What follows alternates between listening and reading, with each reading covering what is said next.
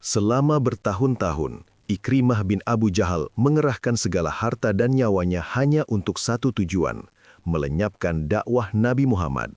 Ia adalah pewaris tunggal kebencian paling besar di Mekah, yang lebih memilih lari ke tengah lautan daripada tunduk pada kebenaran.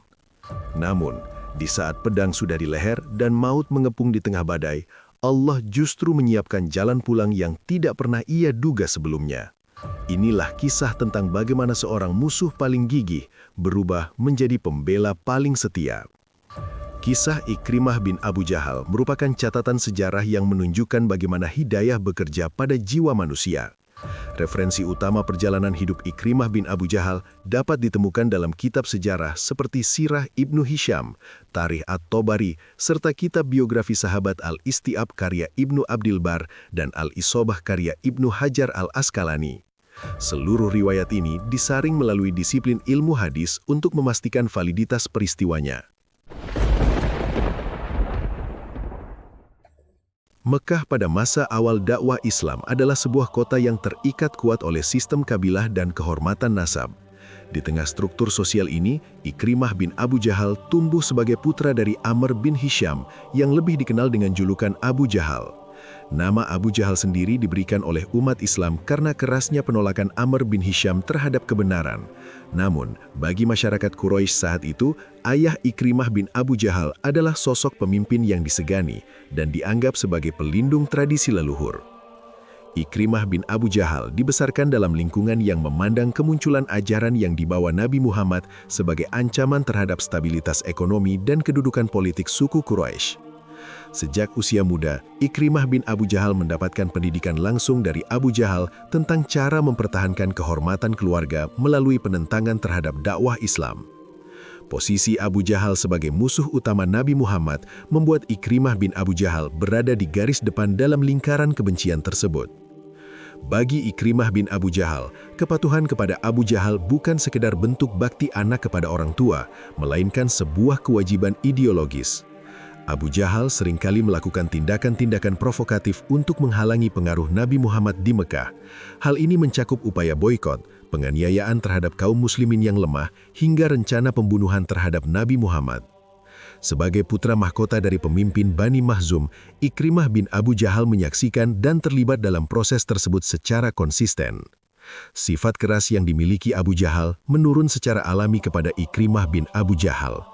Di mata Ikrimah bin Abu Jahal, Nabi Muhammad dianggap sebagai orang yang memecah belah persatuan kaumnya dan menghina tuhan-tuhan berhala yang telah disembah selama berabad-abad. Kebencian ini tidak didasari oleh ketidaktahuan akan akhlak Nabi Muhammad, melainkan oleh kesombongan dan fanatisme kesukuan yang sangat dalam. Ikrimah bin Abu Jahal melihat setiap ayat Al-Quran yang turun bukan sebagai petunjuk, melainkan sebagai tantangan terhadap kekuasaan ayahnya. Secara faktual, sejarah mencatat bahwa Ikrimah bin Abu Jahal adalah salah satu pemuda kesatria Quraisy yang mahir dalam berkuda dan berperang. Keahlian fisik ini sepenuhnya didedikasikan untuk membela posisi Abu Jahal dan menghancurkan pengaruh Nabi Muhammad.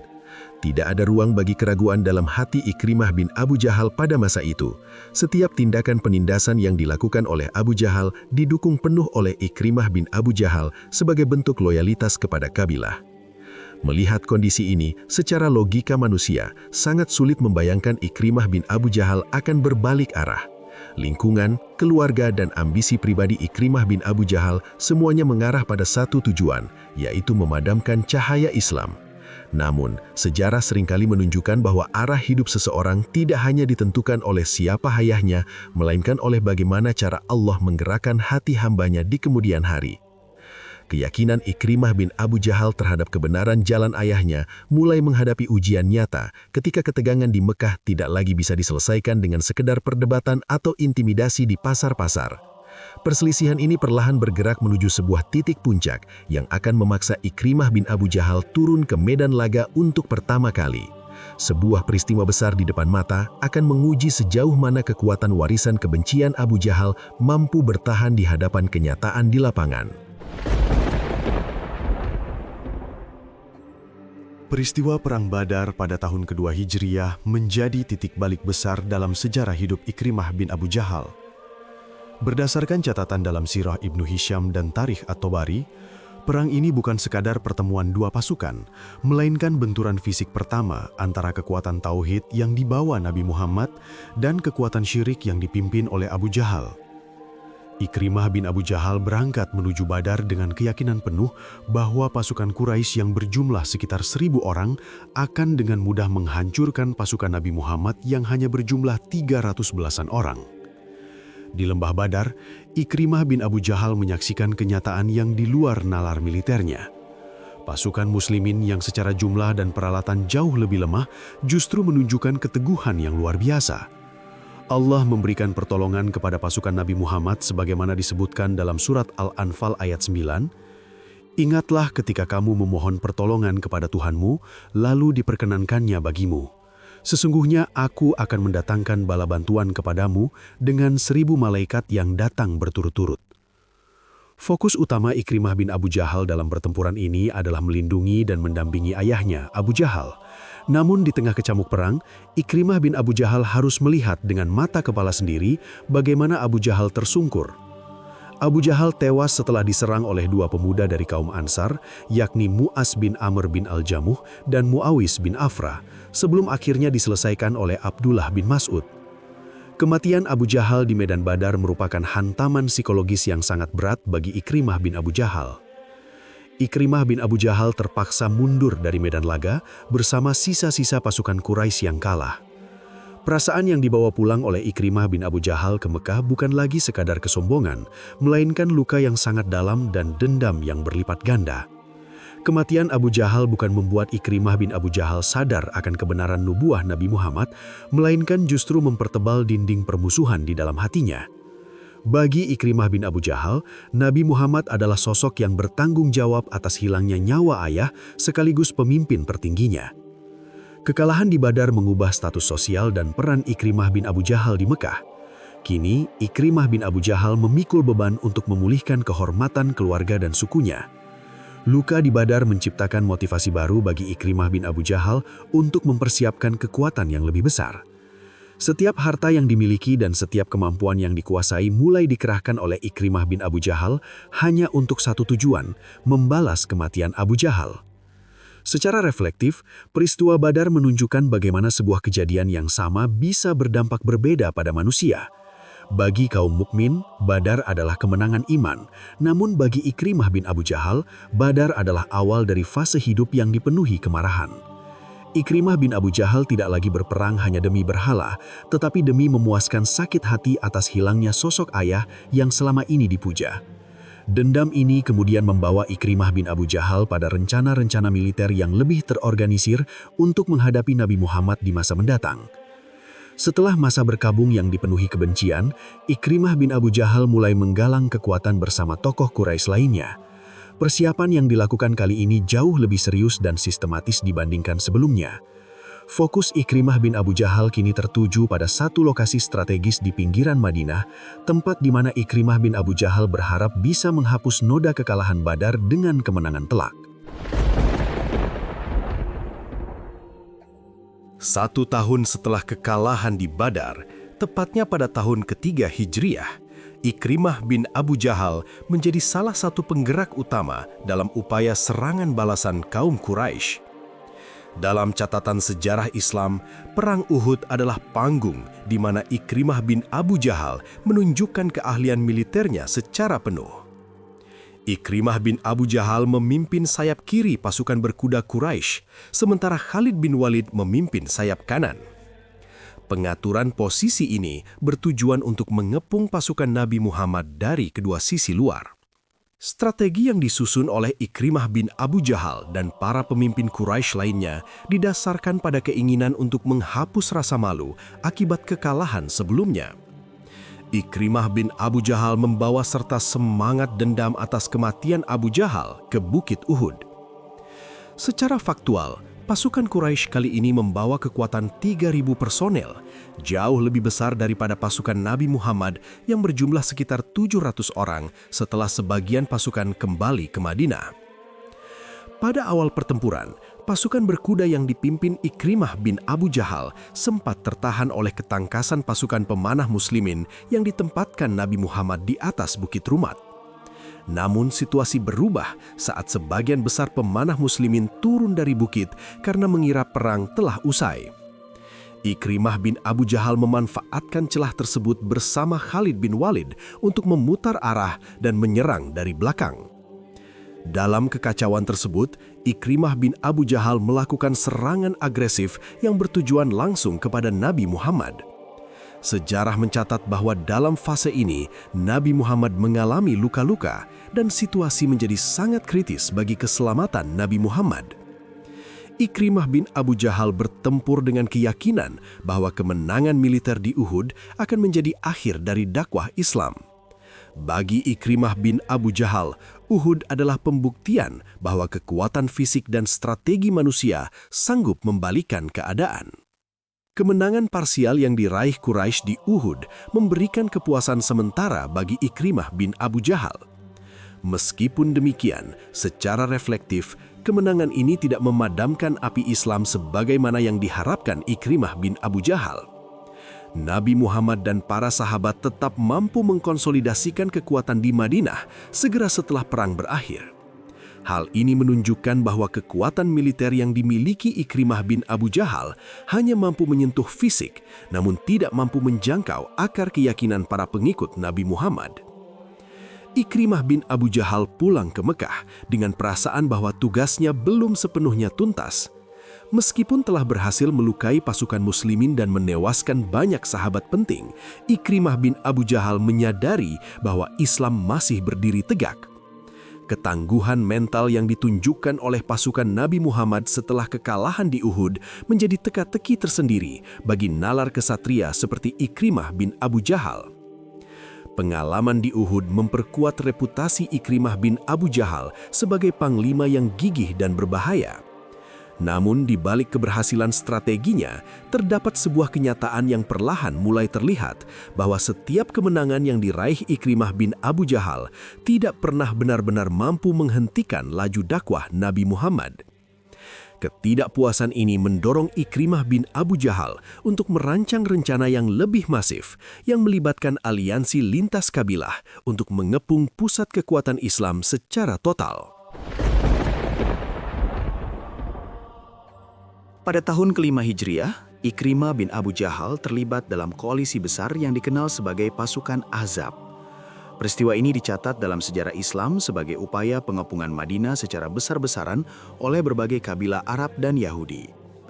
Berdasarkan riwayat dalam sirah Ibnu Hisham, Ikrimah bin Abu Jahal memimpin salah satu detasemen kesatria Quraisy dengan ambisi besar untuk segera menuntaskan perlawanan Nabi Muhammad. Namun, saat tiba di perbatasan Madinah, Ikrimah bin Abu Jahal menghadapi rintangan yang belum pernah dilihat sebelumnya dalam tradisi peperangan Arab, yaitu sebuah parit yang dalam dan lebar. Parit tersebut merupakan strategi pertahanan yang disarankan oleh Salman Al-Farisi dan disetujui oleh Nabi Muhammad. Keberadaan parit ini membuat pasukan berkuda yang dipimpin Ikrimah bin Abu Jahal kehilangan momentum serangan. Selama berminggu-minggu, Ikrimah bin Abu Jahal hanya bisa mengitari pinggiran parit sambil mencari titik lemah yang bisa dilalui. Kondisi ini menciptakan tekanan psikologis bagi Ikrimah bin Abu Jahal karena pasukan besar yang dibawa dari Mekah tertahan oleh tanah yang digali. Dalam sebuah momen yang dicatat secara faktual, Ikrimah bin Abu Jahal bersama beberapa kesatria lain seperti Amr bin Abduwud berhasil menemukan bagian parit yang agak sempit. Ikrimah bin Abu Jahal memacu kudanya untuk melompati lubang besar tersebut dan berhasil mendarat di sisi pertahanan muslimin. Akan tetapi, keberanian fisik ini tidak memberikan hasil yang signifikan. Setelah Amr bin Abduwud tewas dalam duel melawan Ali bin Abi Thalib, Ikrimah bin Abu Jahal terpaksa mundur kembali ke seberang parit. Kekuatan fisik Ikrimah bin Abu Jahal tidak mampu menembus sistem pertahanan yang dibangun atas dasar keimanan dan strategi yang matang. Pengapungan tersebut berakhir dengan kegagalan bagi pihak Ahzab setelah Allah mengirimkan angin kencang dan tentara yang tidak terlihat, sebagaimana disebutkan dalam Al-Quran Surat Al-Ahzab ayat 9. Wahai orang-orang yang beriman, ingatlah akan nikmat Allah yang telah dikurniakan kepadamu ketika datang kepadamu tentara-tentara, lalu kami kirimkan kepada mereka angin taufan dan tentara yang tidak dapat kamu melihatnya. Kehancuran perkemahan dan logistik akibat badai tersebut memaksa Ikrimah bin Abu Jahal dan seluruh pasukan koalisi untuk pulang ke Mekah dengan tangan hampa. Kegagalan di Perang Khandaq ini memberikan dampak reflektif yang mendalam bagi cara berpikir Ikrimah bin Abu Jahal. Ikrimah bin Abu Jahal mulai melihat bahwa kemenangan tidak selalu ditentukan oleh jumlah pasukan atau keberanian individu di medan laga. Meskipun Ikrimah bin Abu Jahal masih memegang teguh keyakinan lama, ada sebuah kesadaran yang muncul bahwa setiap upaya untuk menghancurkan Nabi Muhammad selalu menemui jalan buntu karena adanya faktor yang tidak bisa dijelaskan secara materi. Kepulangan Ikrimah bin Abu Jahal setelah peristiwa ini diiringi dengan rasa frustasi yang semakin menumpuk. Ikrimah bin Abu Jahal mendapati bahwa posisi politik dan militer kaum Quraisy mulai melemah secara perlahan. Usaha masif yang melibatkan ribuan orang ternyata tidak mampu menggoyahkan Madinah. Situasi ini membuat Ikrimah bin Abu Jahal berada dalam kondisi yang semakin terdesak, sementara kekuatan dakwah Nabi Muhammad justru semakin meluas tanpa bisa dibendung lagi. Kekalahan tanpa kontak fisik yang berarti ini menjadi awal dari perubahan peta kekuatan di Jazirah Arab. Ikrimah bin Abu Jahal menyaksikan sendiri bagaimana wibawa Quraisy jatuh di mata kabilah-kabilah lain. Hal ini kemudian membawa Mekah ke dalam situasi yang sangat rentan yang pada akhirnya memuncak pada sebuah hari di mana Ikrimah bin Abu Jahal harus menghadapi kenyataan bahwa kota kelahirannya tidak lagi bisa mempertahankan diri. Pada tahun ke-8 Hijriah, terjadi peristiwa besar yang dikenal sebagai Fathu Makkah atau pembebasan kota Makkah. Peristiwa ini bermula dari pelanggaran perjanjian Hudaybiyah oleh kaum Quraisy dan sekutu mereka terhadap sekutu kaum muslimin. Sebagai respons, Nabi Muhammad berangkat bersama 10.000 pasukan menuju Makkah. Berdasarkan catatan sejarah dalam Sirah Ibnu Hisham, kedatangan pasukan ini dilakukan dengan strategi yang meminimalkan pertumpahan darah. Nabi Muhammad memerintahkan pasukan masuk dari berbagai arah dan memberikan jaminan keamanan bagi siapapun yang masuk ke dalam Masjidil Haram atau rumah Abu Sufyan. Namun, di tengah suasana penyerahan kota yang hampir tanpa perlawanan, Ikrimah bin Abu Jahal tetap memilih jalan konfrontasi. Bersama dengan Safwan bin Umayyah dan Suhail bin Amr, Ikrimah bin Abu Jahal mengumpulkan sisa-sisa pengikut yang masih setia di wilayah Al-Khandamah. Ikrimah bin Abu Jahal tidak sanggup menerima kenyataan bahwa kota yang selama ini dipimpin oleh keluarganya akan jatuh ke tangan Nabi Muhammad. Bagi Ikrimah bin Abu Jahal, menyerah berarti mengkhianati seluruh perjuangan Abu Jahal di masa lalu. Bentrokan fisik terjadi antara kelompok Ikrimah bin Abu Jahal dengan pasukan muslimin di bawah komando Khalid bin Walid.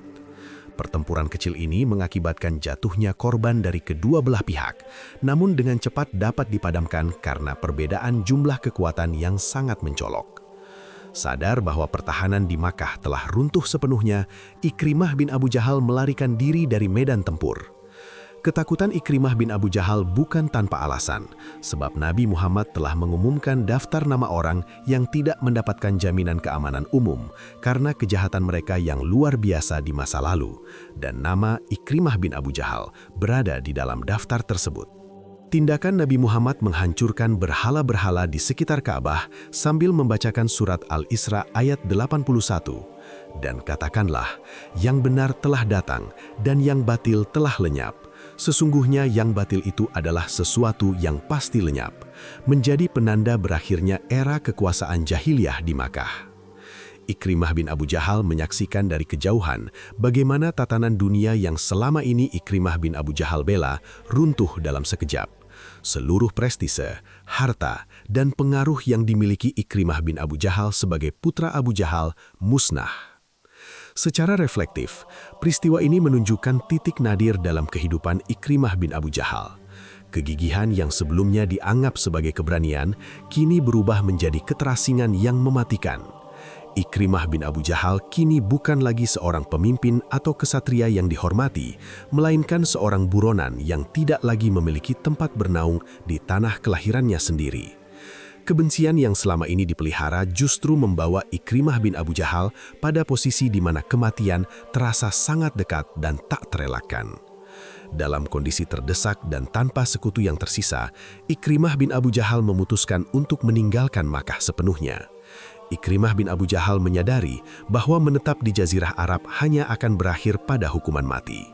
Dengan sisa tenaga dan keputusasaan yang mendalam, Ikrimah bin Abu Jahal memulai perjalanan jauh menuju pesisir, mencari jalan untuk keluar dari jangkauan kekuasaan Islam yang kini telah meliputi kota suci. Perjalanan ini menjadi awal dari pengasingan diri yang penuh dengan ketidakpastian bagi Ikrimah bin Abu Jahal.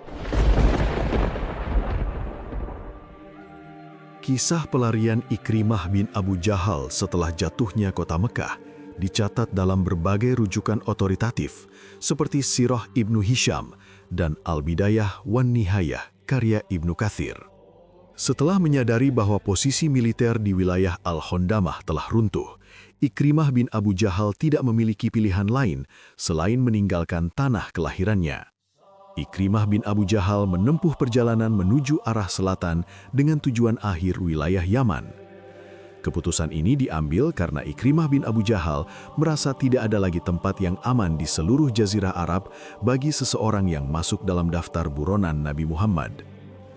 Perjalanan ini dilakukan dalam kondisi yang sangat kontras dengan kehidupan Ikrimah bin Abu Jahal sebelumnya. Sebagai putra dari seorang pemimpin besar Quraisy, Ikrimah bin Abu Jahal terbiasa dengan pengawalan dan kehormatan. Namun dalam pelarian ini, Ikrimah bin Abu Jahal bergerak secara sembunyi-sembunyi melalui jalur-jalur gurun yang gersang dan terpencil. Ikrimah bin Abu Jahal harus menghindari pertemuan dengan kabilah-kabilah yang kini telah menyatakan kesetiaan kepada Nabi Muhammad. Secara faktual, pelarian ini mencerminkan keruntuhan total struktur kekuasaan jahiliyah. Ikrimah bin Abu Jahal harus meninggalkan harta benda, keluarga, dan status sosialnya demi mempertahankan nyawa. Selama perjalanan melewati medan yang sulit, Ikrimah bin Abu Jahal memiliki banyak waktu untuk merenungkan kejatuhan kaumnya. Seluruh kekuatan militer dan aliansi besar yang dibangun oleh Abu Jahal dan diteruskan oleh Ikrimah bin Abu Jahal terbukti tidak mampu menahan laju pergerakan kaum muslimin. Refleksi yang muncul dari perjalanan ini adalah mengenai sifat kekuasaan manusia yang tidak kekal. Ikrimah bin Abu Jahal menyaksikan sendiri bagaimana Mekah yang selama ini dianggap sebagai benteng pertahanan terakhir bagi berhala-berhala Quraisy jatuh tanpa perlawanan yang berarti. Kebanggaan atas nasab dan kesukuan yang selama ini ditanamkan oleh Abu Jahal kepada Ikrimah bin Abu Jahal tidak memberikan pertolongan apapun saat maut terasa mengancam. Dalam keadaan terasing ini, Ikrimah bin Abu Jahal terus memacu tunggangannya menuju pesisir Laut Merah. Ikrimah bin Abu Jahal bermaksud menyeberangi lautan menuju wilayah Afrika atau menetap di Yaman yang jauh dari jangkauan pengaruh Madinah. Kesendirian di tengah luasnya padang pasir mulai mengikis sisa-sisa kesombongan yang dulu memenuhi dada Ikrimah bin Abu Jahal. Situasi ini secara logis memaksa Ikrimah bin Abu Jahal untuk berpikir di luar kerangka tradisi yang selama ini membelenggunya. Perjalanan fisik yang melelahkan ini merupakan fase transisi psikologis bagi Ikrimah bin Abu Jahal. Jarak yang semakin jauh dari Ka'bah justru membuat Ikrimah bin Abu Jahal semakin dekat dengan titik terendah dalam hidupnya. Ikrimah bin Abu Jahal mencapai garis pantai dengan rencana untuk segera menaiki kapal dan meninggalkan Jazirah Arab selamanya. Namun saat kaki Ikrimah bin Abu Jahal mulai menginjak geladak kapal, sebuah peristiwa alam yang dahsyat telah menanti di tengah lautan yang akan mengubah seluruh cara pandang Ikrimah bin Abu Jahal terhadap Tuhan. Peristiwa yang dialami Ikrimah bin Abu Jahal di atas kapal menuju Abisinia atau Yaman merupakan salah satu momen paling krusial dalam sejarah hidayah seorang manusia. Riwayat ini tercatat secara konsisten dalam kitab Al-Mu'jam Al-Kabir, karya Imam At-Tabarani, dan Al-Isti'ab, karya Ibnu Abdil Bar.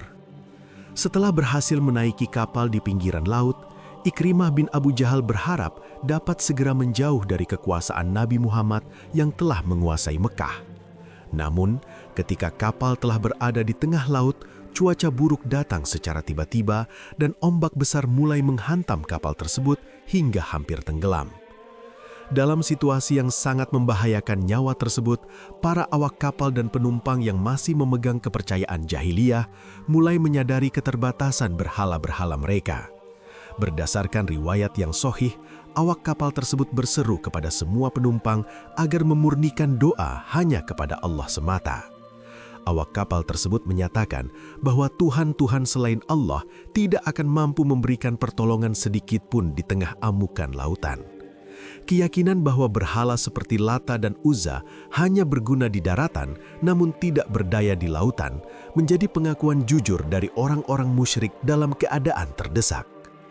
Ikrimah bin Abu Jahal mendengar seruan tersebut dan mulai merenung di tengah guncangan kapal. Pikiran Ikrimah bin Abu Jahal tertuju pada ajaran tauhid yang selama ini diperjuangkan oleh Nabi Muhammad. Ikrimah bin Abu Jahal menyadari sebuah kebenaran logis. Jika hanya Allah yang mampu menyelamatkan manusia di tengah laut, maka seharusnya hanya Allah pula yang berhak disembah saat berada di darat. Ikrimah bin Abu Jahal kemudian berjanji kepada Allah di dalam hatinya bahwa jika Allah menyelamatkan Ikrimah bin Abu Jahal dari badai ini, maka Ikrimah bin Abu Jahal akan kembali ke Mekah untuk menemui Nabi Muhammad dan meletakkan tangannya di atas tangan Nabi Muhammad untuk berjanji setia. Kesadaran ini sejalan dengan apa yang digambarkan dalam Al-Quran Surat Al-Ankabut ayat 65. Maka apabila mereka naik kapal, mereka berdoa kepada Allah dengan memurnikan ketaatan kepadanya. Maka tatkala Allah menyelamatkan mereka sampai ke darat, tiba-tiba mereka kembali mempersekutukan Allah.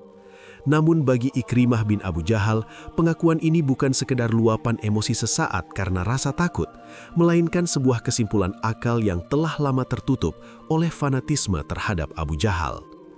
Badai perlahan mereda, dan kapal tersebut akhirnya mencapai daratan dengan selamat. Ikrimah bin Abu Jahal tidak melupakan janji yang telah diucapkan saat maut berada di depan mata. Secara reflektif, peristiwa ini menunjukkan bahwa Allah seringkali menggunakan guncangan dalam hidup untuk meruntuhkan kesombongan manusia. Bagi Ikrimah bin Abu Jahal, laut yang ganas menjadi ruang bagi akal sehat untuk mengalahkan dendam masa lalu.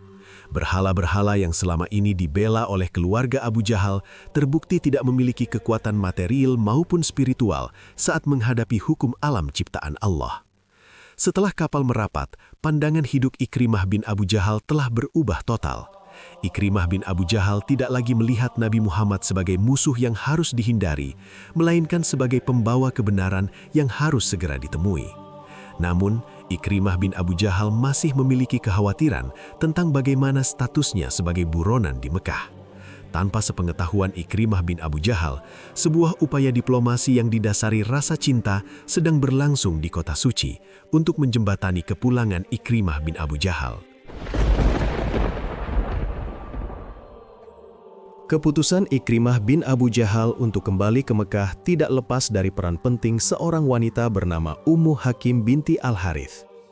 Riwayat mengenai peran Ummu Hakim tercatat dalam Sirah Ibnu Hisham dan Tabakat Al-Kubra karya Ibnu Sa'ad. Ummu Hakim adalah istri dari Ikrimah bin Abu Jahal sekaligus putri dari Al-Harith bin Hisham. Berbeda dengan Ikrimah bin Abu Jahal yang melarikan diri, Ummu Hakim memilih untuk masuk Islam setelah penaklukan Mekah. Ummu Hakim memahami bahwa kedudukan suaminya sangat terancam karena nama Ikrimah bin Abu Jahal masuk dalam daftar orang yang darahnya dihalalkan oleh Nabi Muhammad. Didasari oleh kesetiaan dan harapan akan hidayah bagi suaminya, Ummu Hakim datang menghadap Nabi Muhammad. Ummu Hakim memohon ampunan secara khusus untuk Ikrimah bin Abu Jahal. Ummu Hakim menjelaskan bahwa Ikrimah bin Abu Jahal melarikan diri ke Yaman karena ketakutan akan hukuman mati. Mendengar permohonan tersebut, Nabi Muhammad menunjukkan sifat pemaaf yang luar biasa.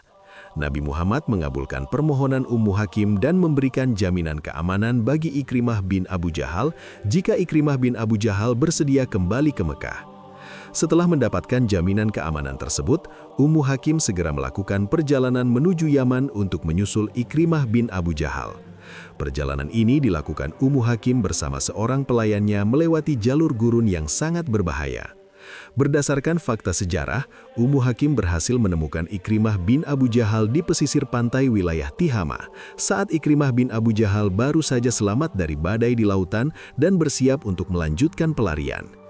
Ummu Hakim menyampaikan kabar penting kepada Ikrimah bin Abu Jahal bahwa Nabi Muhammad telah memberikan jaminan keamanan. Ummu Hakim membujuk Ikrimah bin Abu Jahal agar tidak membinasakan diri sendiri dalam kekafiran dan pelarian yang tidak berujung. Ummu Hakim menggambarkan sosok Nabi Muhammad sebagai orang yang paling baik, paling menepati janji, dan paling penyayang. Informasi ini menjadi faktor penguat bagi Ikrimah bin Abu Jahal yang sebelumnya telah mendapatkan kesadaran spiritual saat menghadapi maut di tengah badai laut. Secara reflektif, tindakan Ummu Hakim menunjukkan bagaimana Islam menempatkan keluarga sebagai jembatan menuju kebaikan. Keberanian Ummu Hakim menempuh perjalanan jauh membuktikan bahwa kasih sayang yang berlandaskan iman dapat mengalahkan ketakutan. Ikrimah bin Abu Jahal yang sebelumnya merasa tidak memiliki jalan pulang, kini melihat titik terang melalui perantaraan istrinya. Keyakinan Ikrimah bin Abu Jahal terhadap kebenaran dakwah Nabi Muhammad semakin menguat setelah melihat bahwa orang yang paling ia musuhi justru memberikan kesempatan kedua untuk hidup. Ikrimah bin Abu Jahal akhirnya setuju untuk mengakhiri pelariannya. Ikrimah bin Abu Jahal mulai melakukan perjalanan pulang menuju Mekah bersama Ummu Hakim. Dalam perjalanan pulang ini, Ikrimah bin Abu Jahal tidak lagi bergerak sebagai seorang buronan yang ketakutan, melainkan sebagai seorang pencari kebenaran yang membawa janji di dalam hati. Jaminan keamanan dari Nabi Muhammad telah membuka pintu yang selama ini tertutup rapat oleh dendam dan kesombongan masa lalu. Kabar mengenai keberangkatan Ikrimah bin Abu Jahal menuju Mekah ini segera sampai ke telinga para sahabat di Madinah dan Mekah. Nabi Muhammad yang mengetahui perubahan hati Ikrimah bin Abu Jahal memberikan instruksi khusus kepada para sahabat tentang bagaimana seharusnya menyambut kedatangan putra Abu Jahal tersebut. Suasana di Mekah mulai dipersiapkan untuk sebuah pertemuan yang akan dicatat sebagai salah satu momen paling mengharukan dalam sejarah rekonsiliasi umat manusia. Kepulangan Ikrimah bin Abu Jahal ke Mekah merupakan momen yang diatur dengan penuh kearifan oleh Nabi Muhammad. Berdasarkan riwayat yang terdapat dalam hadis riwayat Al-Hakim dalam Al-Mustadrak, sebelum Ikrimah bin Abu Jahal tiba, Nabi Muhammad memberikan instruksi khusus kepada para sahabat. Nabi Muhammad bersabda bahwa Ikrimah bin Abu Jahal akan datang sebagai seorang mukmin dan muhajir. Nabi Muhammad dengan tegas melarang para sahabat untuk mencaci ayah Ikrimah bin Abu Jahal, yaitu Abu Jahal. Alasan yang disampaikan Nabi Muhammad adalah karena mencaci orang yang sudah mati dapat menyakiti perasaan orang yang masih hidup, sementara cercaan itu sendiri tidak akan sampai kepada orang yang telah meninggal dunia. Instruksi Nabi Muhammad ini menunjukkan kedalaman pemahaman psikologis dan akhlak dalam Islam.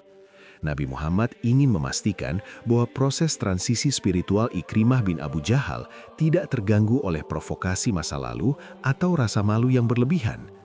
Nabi Muhammad menjaga kehormatan Ikrimah bin Abu Jahal meskipun Ikrimah bin Abu Jahal adalah putra dari musuh nomor satu dakwah Islam. Hal ini menciptakan suasana yang kondusif bagi kembalinya seorang pelarian yang sedang mencari kebenaran. Ketika Ikrimah bin Abu Jahal sampai di Mekah dan masuk ke tempat Nabi Muhammad berada, Nabi Muhammad menyambut kedatangan Ikrimah bin Abu Jahal dengan kegembiraan yang nyata. Riwayat sejarah menyebutkan bahwa Nabi Muhammad bangkit berdiri untuk menyambut Ikrimah bin Abu Jahal tanpa mengenakan rida atau kain atasan karena saking cepatnya Nabi Muhammad ingin menyapa Ikrimah bin Abu Jahal. Penyambutan yang penuh kehangatan ini sangat jauh dari bayangan Ikrimah bin Abu Jahal yang sebelumnya menduga akan dihukum atau setidaknya dicemooh. Di hadapan Nabi Muhammad, Ikrimah bin Abu Jahal menyatakan pengakuannya atas kebenaran Islam. Ikrimah bin Abu Jahal mengucapkan 2 kalimat syahadat dan secara resmi menjadi bagian dari umat Muslim. Peristiwa ini bukan sekedar perpindahan keyakinan formal, melainkan sebuah rekonsiliasi besar antara mantan musuh bebuyutan dengan pembawa risalah. Ikrimah bin Abu Jahal memohon kepada Nabi Muhammad agar memintakan ampunan kepada Allah atas segala permusuhan, langkah kaki, dan ucapan buruk yang pernah dikeluarkan Ikrimah bin Abu Jahal di masa lalu untuk menghalangi jalan Allah. Nabi Muhammad kemudian mendoakan Ikrimah bin Abu Jahal sebagaimana permintaan tersebut. Doa Nabi Muhammad ini menghapus beban mental yang selama ini menghantui Ikrimah bin Abu Jahal sejak kematian Abu Jahal di Badar hingga pelariannya ke Yaman. Secara reflektif, kepulangan Ikrimah bin Abu Jahal membuktikan bahwa Islam memiliki kekuatan untuk mengubah kebencian yang mendarah daging menjadi persaudaraan yang tulus. Islam tidak menghancurkan masa lalu seseorang untuk membangun masa depan, melainkan mengarahkan potensi yang ada menuju jalan yang benar.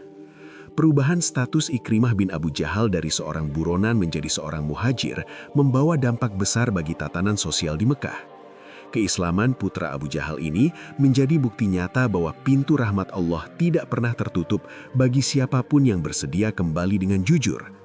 Setelah pernyataan iman tersebut, Ikrimah bin Abu Jahal memulai hidup barunya di bawah bimbingan langsung Nabi Muhammad. Keinginan Ikrimah bin Abu Jahal untuk belajar dan mengabdi kini menjadi prioritas utama guna mengejar ketertinggalan selama bertahun-tahun dalam kekafiran. Fase baru kehidupan Ikrimah bin Abu Jahal ini diisi dengan kesungguhan dalam memahami wahyu dan syariat. Kedekatan fisik dengan Nabi Muhammad memberikan kesempatan bagi Ikrimah bin Abu Jahal untuk menyerap nilai-nilai Islam secara mendalam. Perubahan karakter ini akan segera terlihat dalam interaksi sehari-hari Ikrimah bin Abu Jahal di tengah masyarakat Muslim yang kini menjadi keluarga barunya. Setelah resmi memeluk Islam, Ikrimah bin Abu Jahal memulai fase kehidupan yang sepenuhnya baru di bawah bimbingan langsung Nabi Muhammad. Catatan sejarah dalam Al-Istiab dan Al-Isyabah menggambarkan periode ini sebagai masa transformasi karakter yang mendalam bagi Ikrimah bin Abu Jahal. Kesombongan yang dulu melekat sebagai putra pemimpin Quraisy digantikan dengan ketundukan total kepada syariat. Ikrimah bin Abu Jahal menghabiskan banyak waktunya untuk mempelajari Al-Quran dan memperhatikan setiap tindakan serta ucapan Nabi Muhammad guna memperbaiki pemahamannya tentang iman. Ikrimah bin Abu Jahal menunjukkan kesungguhan yang luar biasa dalam beribadah. Riwayat menyebutkan bahwa Ikrimah bin Abu Jahal seringkali meletakkan mushaf Al-Quran di wajahnya sambil menangis dan berucap bahwa ini adalah kitab Tuhannya dan firman Tuhannya. Tindakan ini mencerminkan rasa penyesalan sekaligus kecintaan yang baru tumbuh terhadap wahyu Allah. Ikrimah bin Abu Jahal menyadari bahwa selama bertahun-tahun masa jahiliyah, Ikrimah bin Abu Jahal telah menjauhkan diri dari kebenaran yang sangat nyata ini. Penerimaan sosial terhadap Ikrimah bin Abu Jahal di tengah komunitas Muslim di Mekah dan Madinah berjalan dengan baik berkat arahan Nabi Muhammad.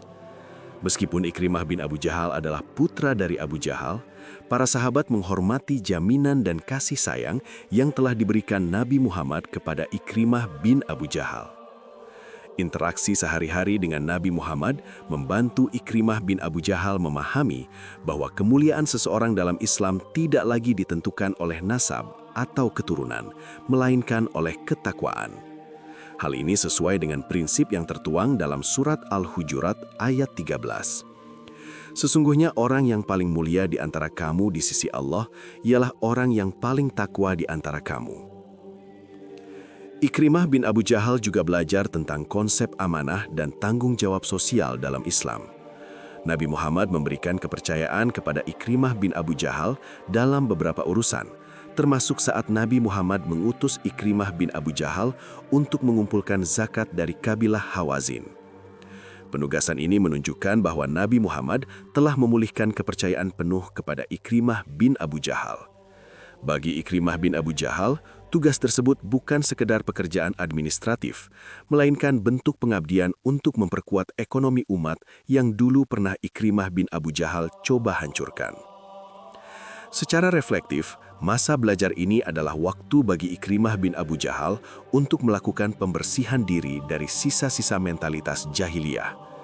Ikrimah bin Abu Jahal tidak menonjolkan diri atau meminta kedudukan khusus berdasarkan masa lalunya. Sebaliknya, Ikrimah bin Abu Jahal memilih untuk menjadi murid yang tekun di hadapan Nabi Muhammad. Kehadiran Ikrimah bin Abu Jahal di majelis-majelis ilmu memberikan gambaran nyata bagi sahabat lainnya bahwa hidayah mampu mengubah arah hidup seseorang secara total, sekeras apapun masa lalunya. Ketenangan batin yang didapatkan Ikrimah bin Abu Jahal selama berada di bawah bimbingan Nabi Muhammad menjadi modal utama bagi ujian-ujian yang akan datang. Ikrimah bin Abu Jahal tidak lagi melihat dunia dengan cara pandang ayahnya, melainkan dengan cara pandang Islam yang mengutamakan akhirat.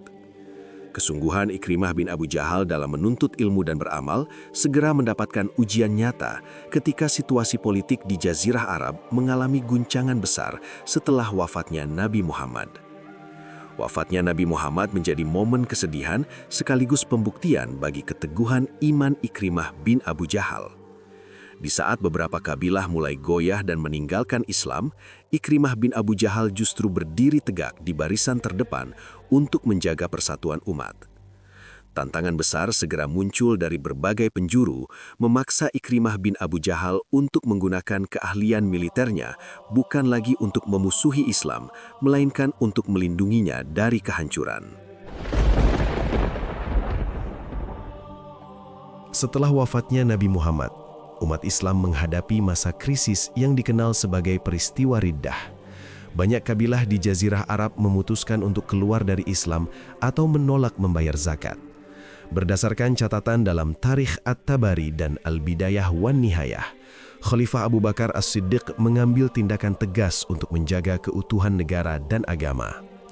Dalam situasi penuh ketidakpastian ini, loyalitas Ikrimah bin Abu Jahal diuji secara nyata. Ikrimah bin Abu Jahal tidak ikut goyah, melainkan berdiri kokoh membela kepemimpinan Abu Bakar As-Siddiq. Abu Bakar As-Siddiq menunjukkan kepercayaan besar kepada Ikrimah bin Abu Jahal dengan mengangkatnya sebagai salah satu panglima dari 11 panji pasukan Islam. Ikrimah bin Abu Jahal ditugaskan untuk menghadapi kelompok murtad yang dipimpin oleh Musailamah Al-Kadzab di wilayah Yamamah. Penunjukan ini merupakan bukti bahwa reputasi militer Ikrimah bin Abu Jahal kini telah sepenuhnya diabdikan untuk kepentingan Islam. Ikrimah bin Abu Jahal berangkat memimpin pasukan dengan semangat untuk menebus masa lalunya yang pernah digunakan untuk melawan kebenaran. Dalam menjalankan tugasnya, Ikrimah bin Abu Jahal bergerak menuju Yamamah sebagai pasukan pendahulu. Namun dalam bentrokan awal melawan pengikut Musailamah Al-Kadzab, pasukan Ikrimah bin Abu Jahal mengalami kesulitan karena jumlah musuh yang sangat besar dan fanatisme buta para pengikut Nabi palsu tersebut. Meskipun mengalami tekanan di medan laga, Ikrimah bin Abu Jahal tetap menunjukkan keteguhan iman. Ikrimah bin Abu Jahal mematuhi instruksi strategis dari Abu Bakar As-Siddiq untuk tetap bertahan dan menunggu bantuan dari pasukan Khalid bin Walid. Keterlibatan Ikrimah bin Abu Jahal dalam perang Riddah ini bukan sekedar urusan militer, melainkan pembuktian ideologis. Ikrimah bin Abu Jahal bertempur melawan orang-orang yang mengklaim nubuah palsu, sebuah posisi yang sangat kontras dengan masa lalu Ikrimah bin Abu Jahal saat membela kebatilan ayahnya. Keberanian Ikrimah bin Abu Jahal di medan Yamamah dan kemudian di wilayah Oman serta Mahroh menunjukkan bahwa keislamannya telah meresap hingga ke akar jiwa. Ikrimah bin Abu Jahal berhasil menumpas berbagai pemberontakan dan mengembalikan stabilitas di wilayah selatan Jazirah Arab. Secara reflektif, fase ini menunjukkan bahwa hidayah Allah telah mengubah energi destruktif Ikrimah bin Abu Jahal menjadi kekuatan konstruktif bagi umat. Ikrimah bin Abu Jahal tidak lagi mengejar kejayaan pribadi atau nama besar kabilah Makhzum. Fokus Ikrimah bin Abu Jahal sepenuhnya adalah menjaga risalah yang ditinggalkan oleh Nabi Muhammad agar tidak punah akibat pengkhianatan internal. Setiap langkah kaki Ikrimah bin Abu Jahal selama pengejaran kaum murtad menjadi saksi atas taubatnya yang tulus. Kemenangan demi kemenangan yang diraih Ikrimah bin Abu Jahal dalam Perang Riddah mengukuhkan posisinya sebagai pilar militer Islam yang handal. Abu Bakar As-Siddiq memberikan apresiasi tinggi atas dedikasi Ikrimah bin Abu Jahal yang tidak kenal lelah berpindah dari satu medan perang ke medan perang lainnya. Namun, bagi Ikrimah bin Abu Jahal, keberhasilan memadamkan pemberontakan domestik barulah tahap awal dari pengabdiannya. Setelah stabilitas di dalam negeri berhasil dipulihkan, perhatian kekhalifahan Islam mulai beralih ke ancaman besar dari luar perbatasan. Ikrimah bin Abu Jahal menyadari bahwa perjuangannya belum berakhir selama masih ada kekuatan besar yang mengancam eksistensi umat Islam. Hal ini membawa Ikrimah bin Abu Jahal pada sebuah kesadaran bahwa harta dan jiwa yang dimilikinya harus dikerahkan lebih besar lagi untuk menghadapi tantangan yang jauh lebih berat di utara. Kehidupan Ikrimah bin Abu Jahal setelah memeluk Islam ditandai dengan upaya sistematis untuk menebus segala tindakan masa lalunya. Dalam catatan sejarah yang dimuat oleh Ibnu Katsir dalam Al-Bidayah wan Nihayah, Ikrimah bin Abu Jahal pernah menyampaikan komitmen yang kuat di hadapan Nabi Muhammad saat awal keislamannya. Ikrimah bin Abu Jahal berjanji bahwa tidak ada satu dirham pun yang dulu dikeluarkan untuk menghalangi jalan Allah, kecuali mulai saat itu Ikrimah bin Abu Jahal akan mengeluarkannya 2 kali lipat untuk membela jalan Allah. Begitu pula dengan setiap pertempuran yang pernah diikuti untuk melawan Islam. Ikrimah bin Abu Jahal berjanji akan menggantinya dengan berjuang 2 kali lipat lebih keras di pihak muslimin. Komitmen ini bukan sekedar ucapan lisan, melainkan menjadi dasar dari seluruh aktivitas ekonomi dan sosial Ikrimah bin Abu Jahal. Berdasarkan riwayat sejarah, Ikrimah bin Abu Jahal mengalokasikan kekayaan pribadinya untuk mendanai logistik pasukan Islam dan membantu kaum fakir miskin di Madinah dan Mekah.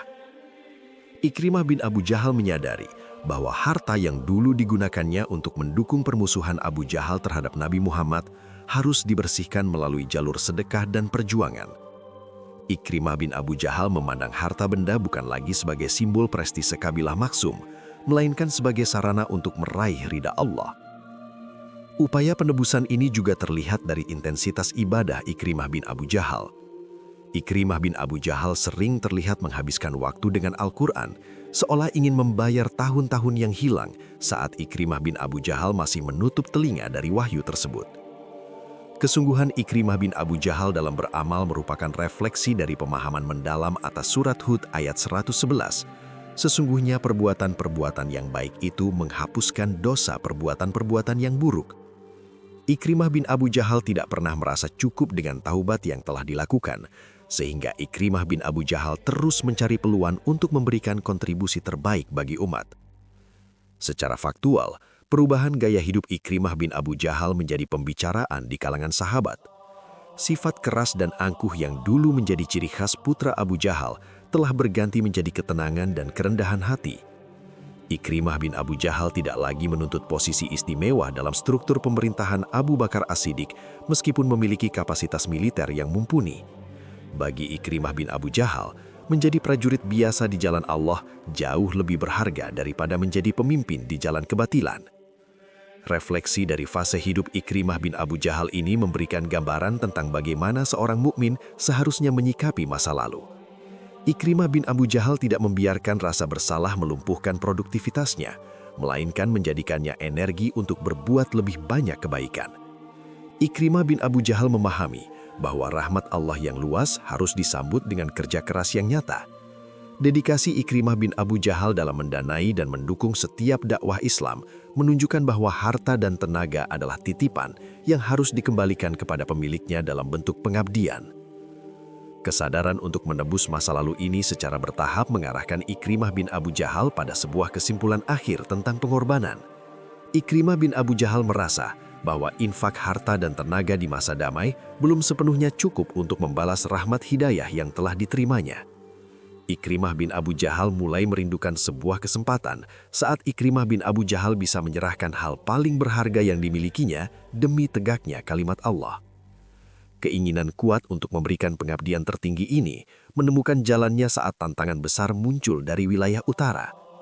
Ketika kekhalifahan Islam harus berhadapan dengan kekaisaran Romawi Timur yang memiliki kekuatan raksasa, Ikrimah bin Abu Jahal melihat hal tersebut sebagai medan yang tepat untuk menyempurnakan taubatnya. Langkah kaki Ikrimah bin Abu Jahal kini mulai mantap menuju sebuah lembah yang akan menjadi saksi akhir dari perjalanan panjang penebusan dosanya. Pertempuran Yarmouk yang terjadi pada tahun 13 Hijriah merupakan salah satu konfrontasi militer paling menentukan dalam sejarah ekspansi Islam. Berdasarkan catatan dalam Tarikh At-Tabari dan Al-Bidayah wan Nihayah, pasukan muslimin yang berjumlah sekitar 40.000 personil berhadapan dengan pasukan kekaisaran Romawi Timur yang berjumlah jauh lebih besar, diperkirakan mencapai 200.000 orang. Ikrimah bin Abu Jahal hadir di medan ini bukan lagi sebagai penentang, melainkan sebagai salah satu komandan sayap pasukan di bawah kepemimpinan Khalid bin Walid. Kondisi di lembah Yarmouk secara geografis sangat menantang, dengan tebing-tebing curam dan sungai yang membatasi ruang gerak. Ikrimah bin Abu Jahal menyaksikan bagaimana pasukan Romawi maju dengan formasi yang sangat rapat dan perlengkapan senjata yang lengkap. Pada hari-hari awal pertempuran, tekanan yang diberikan oleh pasukan Romawi sangat berat, sehingga barisan pasukan muslimin sempat terdesak beberapa kali. Ikrimah bin Abu Jahal berada di garis depan, memimpin pasukannya untuk menahan gempuran infanteri dan kavaleri berat musuh yang terus merangsek maju. Dalam situasi yang sangat genting, ketika kekuatan material terlihat tidak seimbang, Ikrimah bin Abu Jahal menunjukkan ketenangan yang didasari oleh iman. Ikrimah bin Abu Jahal menyadari bahwa pertempuran ini adalah momentum yang pernah dijanjikannya untuk membela agama Allah dengan totalitas. Secara faktual, peran Ikrimah bin Abu Jahal di Yarmuk sangat krusial dalam menjaga moral prajurit agar tidak mundur saat menghadapi hujan panah dan serangan bertubi-tubi dari pasukan musuh. Refleksi dari peristiwa ini menunjukkan perubahan total dalam prioritas hidup Ikrimah bin Abu Jahal. Dahulu, di Bukit Uhud, Ikrimah bin Abu Jahal bertempur demi dendam dan kehormatan keluarga Abu Jahal. Di Yarmuk, Ikrimah bin Abu Jahal bertempur demi kedaulatan risalah yang dibawa Nabi Muhammad. Ikrimah bin Abu Jahal tidak lagi mengkhawatirkan keselamatan dirinya, melainkan keselamatan panji Islam. Hal ini sejalan dengan apa yang sering diajarkan dalam Islam mengenai pentingnya kesabaran di medan perang, sebagaimana yang disebutkan dalam surat Al-Anfal ayat 45. Wahai orang-orang yang beriman, apabila kamu memerangi pasukan, maka berteguh hatilah kamu dan sebutlah nama Allah sebanyak-banyaknya agar kamu beruntung. Sepanjang hari-hari pertempuran di Yarmuk, Ikrimah bin Abu Jahal terus berada di titik-titik paling berbahaya. Keahlian berkuda yang dulu digunakannya untuk menyerang Nabi Muhammad, kini sepenuhnya didedikasikan untuk melindungi barisan muslimin dari kehancuran. Ikrimah bin Abu Jahal melihat bahwa kekuatan musuh tidak hanya berasal dari jumlah, tetapi juga dari upaya mereka untuk mematahkan semangat juang umat Islam. Oleh karena itu, Ikrimah bin Abu Jahal mengambil peran sebagai pelindung yang konsisten di tengah gemuruh suara pedang dan perisai. Situasi di medan Yarmuk mencapai puncaknya ketika pasukan Romawi melancarkan serangan besar-besaran yang mengancam jantung pertahanan muslimin. Ikrimah bin Abu Jahal mengamati bahwa jika barisan ini pecah, maka seluruh perjuangan umat Islam di wilayah Syam akan berakhir. Kesadaran akan tanggung jawab besar ini mendorong Ikrimah bin Abu Jahal untuk mengambil sebuah keputusan yang sangat ekstrim dan berani. Keputusan tersebut melibatkan sebuah tindakan yang jarang dilakukan dalam strategi militer konvensional, namun menjadi kebutuhan mendesak dalam kondisi darurat di Yarmuk. Ikrimah bin Abu Jahal mulai mengumpulkan orang-orang terdekatnya dan mereka yang memiliki keberanian serupa untuk melakukan sebuah aksi yang akan tercatat secara khusus dalam lembaran sejarah Islam. Langkah ini bukan bertujuan untuk sekedar mencari kematian, melainkan untuk menciptakan sebuah benteng manusia yang mustahil ditembus oleh lawan. Pada hari keempat pertempuran Yarmuk, tekanan dari pasukan Romawi mencapai titik yang sangat mengkhawatirkan bagi stabilitas barisan muslimin. Berdasarkan catatan sejarah dalam sirah Ibnu Hisham dan Tariq At-Tobari, pasukan Romawi melancarkan serangan bertubi-tubi menggunakan pemanah dan kavaleri yang mengakibatkan banyak prajurit muslimin kehilangan penglihatan serta mengalami luka berat. Dalam situasi di mana barisan pertahanan mulai goyah dan beberapa kelompok pasukan mulai terpukul mundur, Ikrimah bin Abu Jahal mengambil keputusan untuk melakukan tindakan yang sangat berisiko guna menghentikan laju musuh. Ikrimah bin Abu Jahal berdiri di tengah keriuhan medan perang dan menyerukan sebuah baiat untuk bertempur hingga mati. Seruan ini ditujukan kepada siapa saja yang bersedia menyerahkan nyawa demi mencegah pasukan Romawi menembus jantung pertahanan Islam. Secara faktual, seruan Ikrimah bin Abu Jahal ini dijawab oleh sekitar 400 pejuang muslimin, termasuk diantaranya adalah paman Ikrimah bin Abu Jahal, yaitu Al-Harits bin Hisham, serta Dirar bin Al-Azwar. Kelompok ini kemudian dikenal dalam literatur sejarah sebagai pasukan berani mati Ikrimah bin Abu Jahal. Tindakan Ikrimah bin Abu Jahal ini didasari oleh refleksi mendalam atas masa lalunya. Sebelum menyerbu barisan Romawi, Ikrimah bin Abu Jahal sempat mengucapkan perkataan yang terekam dalam riwayat bahwa jika dulu Ikrimah bin Abu Jahal berani berperang melawan Nabi Muhammad di berbagai medan laga, maka tidak masuk akal jika sekarang Ikrimah bin Abu Jahal lari dari serangan pasukan Romawi.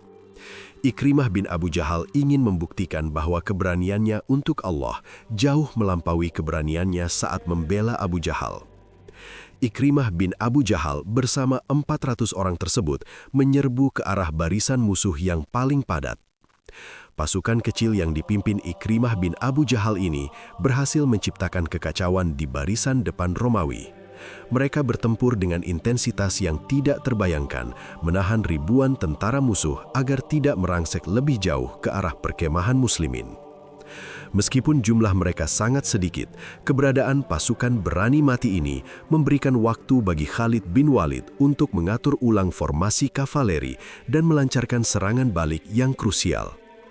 Ikrimah bin Abu Jahal bertempur tanpa memedulikan banyaknya luka pedang dan tusukan panah yang mengenai tubuhnya. Secara reflektif, aksi Ikrimah bin Abu Jahal di Yarmuk ini menunjukkan tingkat pengorbanan tertinggi seorang mukmin. Ikrimah bin Abu Jahal tidak sedang mencari popularitas atau kemenangan militer untuk dirinya sendiri, melainkan sedang melaksanakan janji taubatnya yang tulus kepada Allah. Peristiwa ini membuktikan bahwa hidayah mampu mengubah seorang musuh menjadi pelindung yang paling gigih. Pengabdian Ikrimah bin Abu Jahal di Yarmuk ini merupakan wujud nyata dari keyakinan bahwa hidup dan mati hanyalah milik Allah. Pertempuran di sektor tersebut berlangsung sangat sengit hingga matahari mulai terbenam. Pasukan Romawi akhirnya terpaksa mundur setelah gagal menembus barisan yang dijaga oleh Ikrimah bin Abu Jahal dan rekan-rekannya. Namun harga yang harus dibayar untuk kemenangan strategis ini sangat mahal. Setelah debu pertempuran mulai mereda, ditemukanlah tubuh-tubuh para pejuang yang telah memberikan segalanya di atas tanah Yarmuk.